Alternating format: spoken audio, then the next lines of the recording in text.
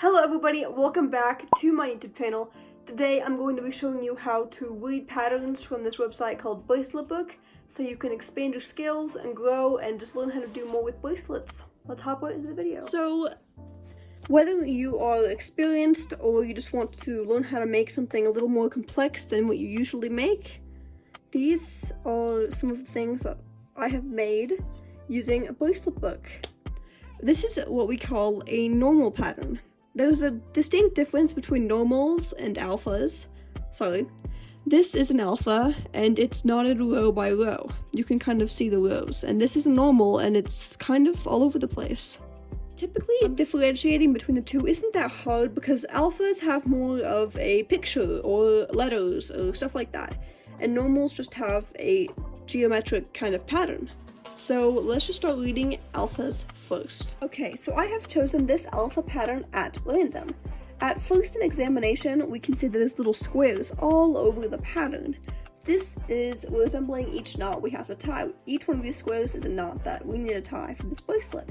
But if you scroll down a little bit more, you can see an actual kind of flowy grid thing. When we look at these white threads labeled up here, these are called bass strings, and we don't actually tie any knots with the bass strings. They're more there for us to tie knots onto. This color labeled A is our leading strand, and the leading strand is the knot that you tie knots with. But if we go down and then we go back this way, we can see that this knot is white, which means we take a new white thread. We don't use the bass strings. We just take a new white thread and insert it in place of the pink. Now, if we further examine each row, the knots, when they go to the right, mean that these are forward knots. And the video is going to pop up in the card that shows you how to do forward and backward knots. So make sure you learn all the types of knots and then watch this video. It's more like a sequel to that video. So these mean forward knots. And then if you look at this next row, that means backward knots because they are going to the left. So if we scroll down, we see that we have all these knots, and then the color switches again. So if we have the pink here, and we tie that last forward knot, and then we switch out the color to white for a couple backward knots, we have to bring the pink back in and switch back to pink, back to white, and then we have to switch to a new color, which is yellow. So I'm going to go ahead and pick out some colors for this bracelet and show you how I would get it started. I have gone ahead and collected some pink, white, and yellow embroidery floss. The pink is going to be the background color for the bracelet. When I say background color, I mean this pink that takes up most of the bracelet, as we can see here. The white is going to be for the base threads and the flower part, and then the yellow is for the middle of the flower, I guess. So I'm going to go ahead and show you what to do next. First, we should count our base threads. So I have 1, 2, 3, 4, 5, 6, 7, 8, 9, 10 base threads. Now, thinking about this from a logical standpoint, I'm probably going to do some sort of shape start, so I'll only cut 5 base threads at about half a wingspan's length, and then I'll fold them in half to get my 10 base threads. Half a wingspan is probably about 1.5 to 2 feet. Okay, so now I have rolled all these onto bobbins and cut 5 strings that will fold in half to make 10 for our base threads.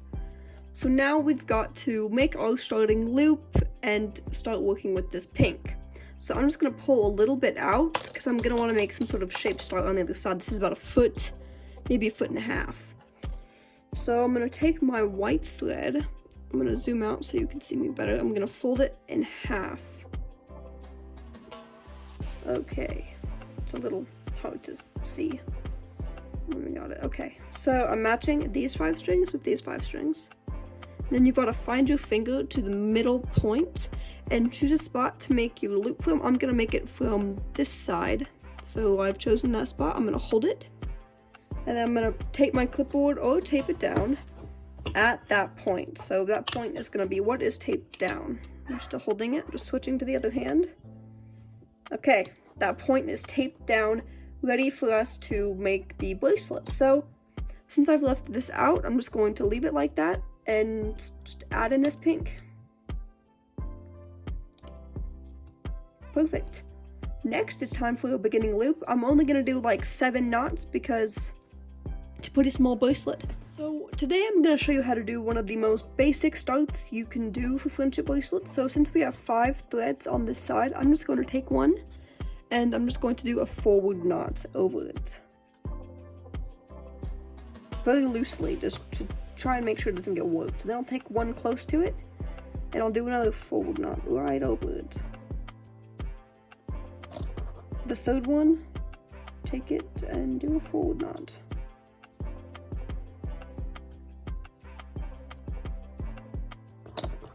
Okay, the fourth one, a forward knot, and then the 5th one, we'll do another forward knot. This is essentially going to be our first row, but right now it's a little bit wonky because we have barely started the bracelet. So on this side, I am going to just take my pink, and right now I'm going to incorporate it in, but I will take it out later, because it's not actually supposed to be in the bracelet. Okay, so from doing this and starting the bracelet, I can see that my loop is a little tiny, so I want to extend it. So I'm going to take this pink and just put it off to the side, and just use this pink on the other side to extend my loop using backward forward knots. Maybe I'll do 3 knots. Okay, that should be good enough to start continuing that first row. So now we're going to take it and clip it underneath the clipboard just like this. There we go. And now we can continue this first row, which is also connecting these. So when doing this, you want to pull very tightly to make sure there's no gaps in between. I haven't really used this start in a while, so I'm not the expert. Okay. Next, we're going to take another knot and very carefully do another forward knot. And I'm not going to be doing the straight edges technique on this bracelet, so I'm just going to be going row by row, something I haven't done in a very long time. Okay, we're almost done with this. And we have finished the first row, excluding the pink. We have finished the first row. It's kind of wonky. Yes, we can see this. I'm just going to take this extra pink and pull it off to the side for a second here. Okay, now I'm going to take my ruler, which is right here, and I'm going to push up on the row to make sure it's even. Okay, next, it's very important we take the exact string that we used in the first place, and we're going to tie a backward knot on that very first knot.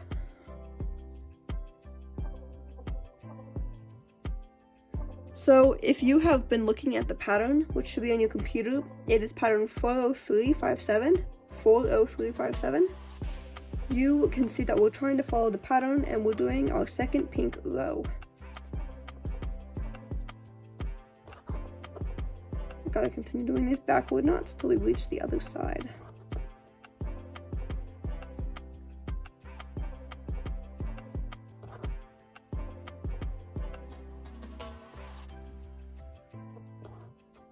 Okay, I'm going to do something that a lot of people wouldn't do.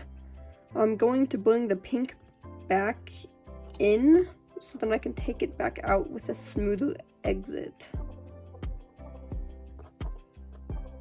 Actually, never mind, I'm not going to do that. That's a bad idea. Bad idea. Let's not do that. We'll just cut it out later and hope nothing happens. Okay, so I'm just going to continue this row, but I'm not going to tie a knot on the very end because of the pattern it says not to. Okay, so I have gone as far as I can go with the pink color that I'm knotting with. Let's take a look at the pattern. We have just tied this knot, and now we're going on to this white one, so let's get some white thread. Okay, I've gotten my white thread and I've attached it to my clipboard, so now I'm going to bring it underneath all the strings except for the string that we need to knot on. Next, I'm going to take the pink thread and I'm going to put it underneath back the way it came, so the white thread can come through and not be in the way of the pink thread. Okay, now we've got to do our forward knot. our backward knot, sorry. So we've got to gently do our backward knot right there. Perfect. And looking at the next row, it looks like we're going to continue using this new white thread, and we're going to do 2 forward knots.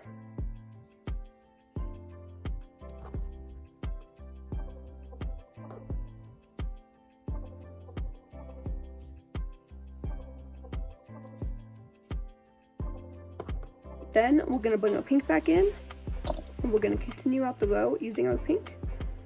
So I'm just going to do half of a pink knot right here, and put the white back through it. And then take the white, oh, scissors just fell on me, that was dangerous. Take the white and just hold it away from the knot as I do a knot on the next thread. Then I can take the white, successfully put it underneath and out of the bracelet. Then I'm going to continue on the pink for the rest of the row. Congratulations everybody, that is all an alpha bracelet really is going row by row, following a pattern, switching knots. You've successfully learned how to make an alpha pattern, so let's continue on to normals. Okay everybody, I have chosen this purple little Aztec for us to learn how to read the pattern. So you can see it's automatically different from the alpha, it just looks more geometric and just doesn't look row by row. See, you can knot it row by row, just leaving out the outer 2 strings, but that is the hard way to do it. It does take a lot of time and it's extremely difficult. So one of 2 things I would suggest doing when you look at this pattern is trying to find somewhere where it would be easy to start the pattern. So this place kind of, you know, glances out at me because, let me just turn off the light so you guys can see a little bit better. The dark string, I like to start with a dark string, it just looks better. But you can also scroll down to look at photos and see what other people have started their bracelet. This is actually a really gorgeous bracelet. But you can just kind of see that they started it where the twist was, and then they made the 2 ties.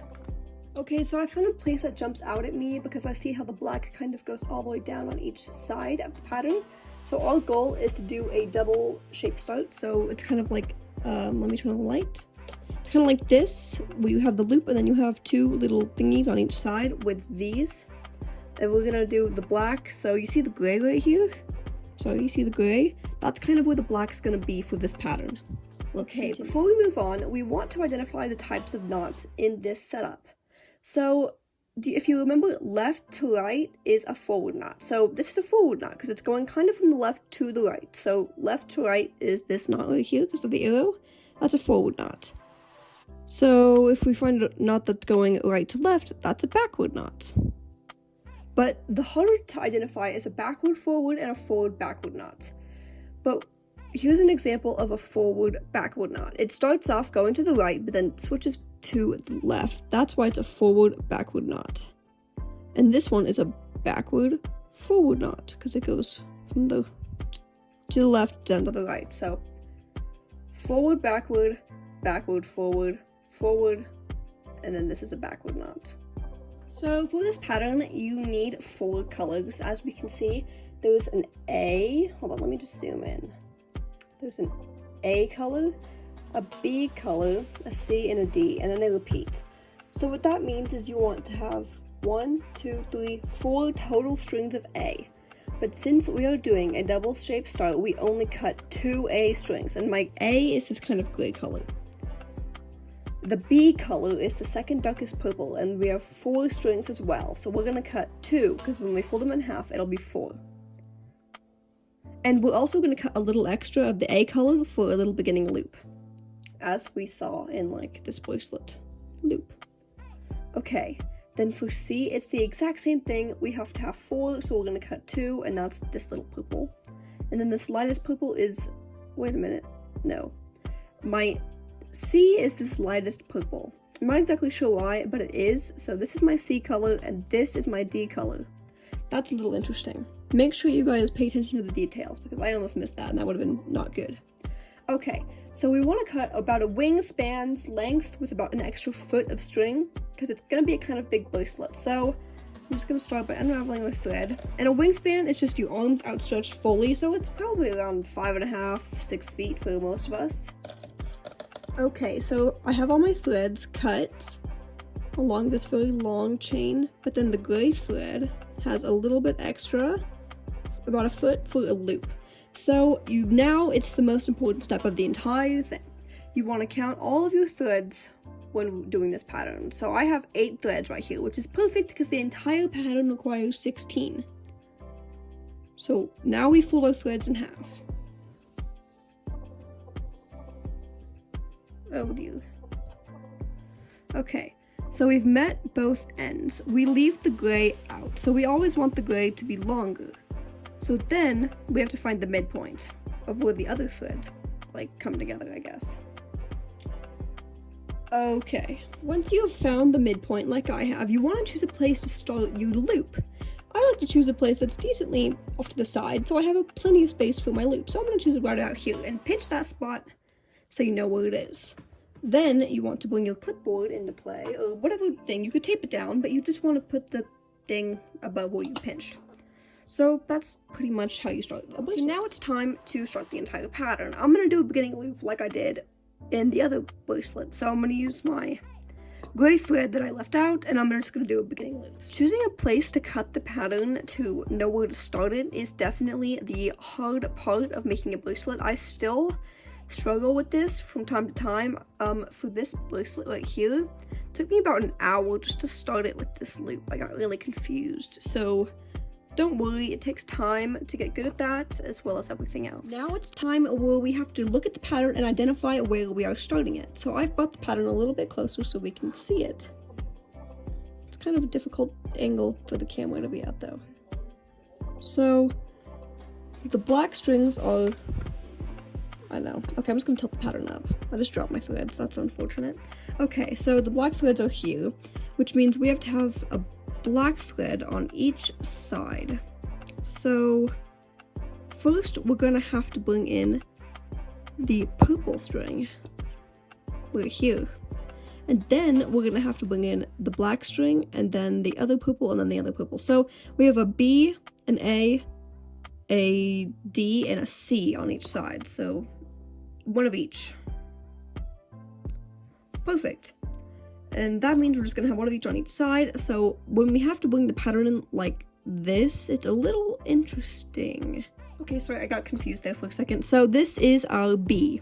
So what I'm gonna do is find my B, which is this darkest, most magenta looking purple, and I'm gonna bring it all the way to the innermost of this little split thing we have right here. And I'm gonna do a backward forward knot with it, like that. Then I'm gonna leave it in, because now it's just kind of in, starting off the bracelet. Next, we have our A color, which is this gray for me. So I'm gonna do a backward forward knot with it.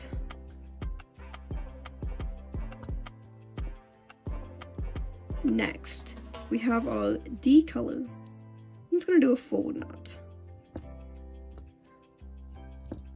Okay. So now we have these 3 in the middle, and we have to kind of repeat this on the other side. So I'm just going to bring the 4 to this side, and we're going to focus on the right side of this little bracelet. So we're going to start with the B color, which is this dark purple. So our second darkest in the sequence. And we're going to do a forward backward knot. Then we'll do the same with the A over the last threads, because remember, every time we do this, we take the thread. Sorry, the video kind of cut there. So forward, backward, darker one, forward, backward.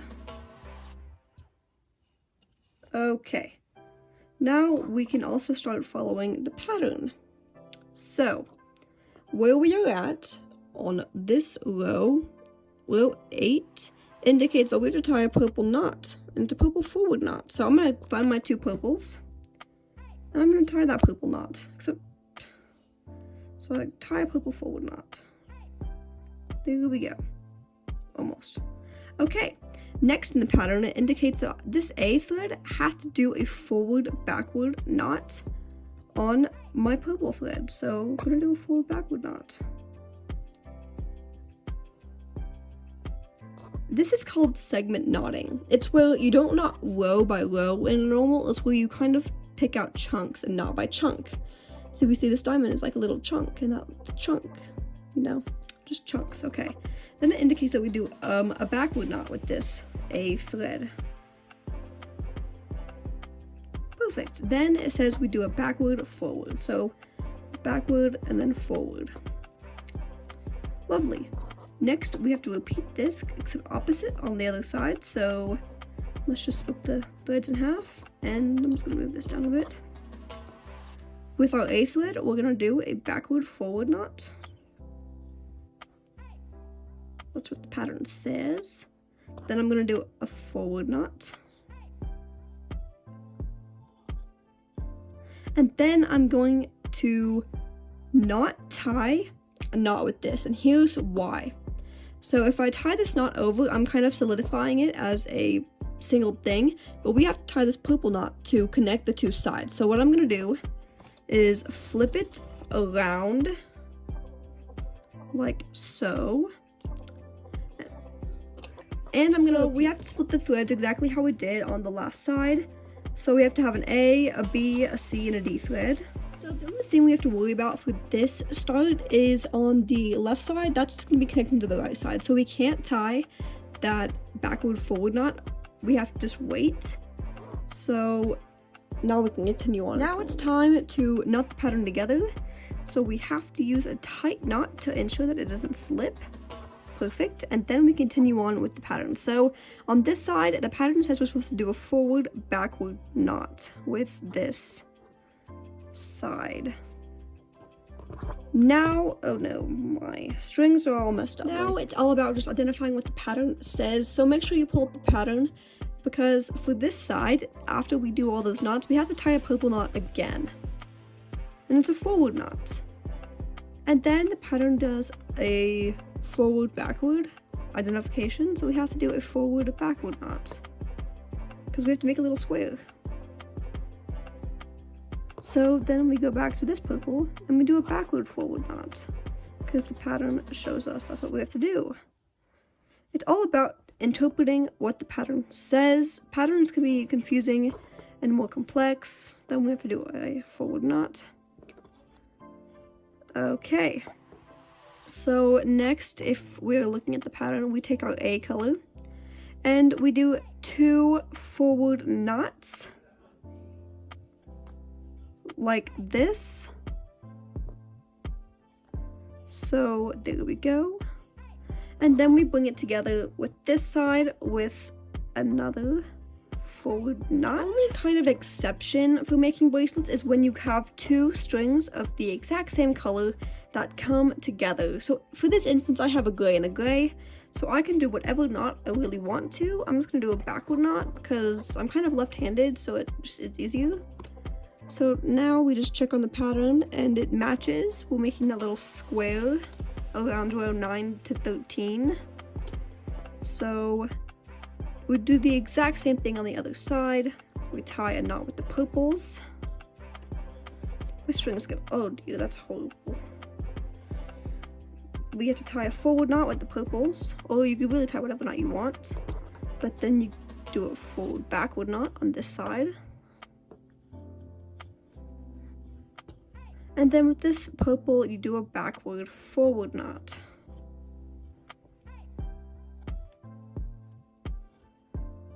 Oh dear. And then you do whatever knot you want to kind of connect the two strings of the exact same color. Then we have to repeat what we did with the gray on the other side and do a couple forward knots in.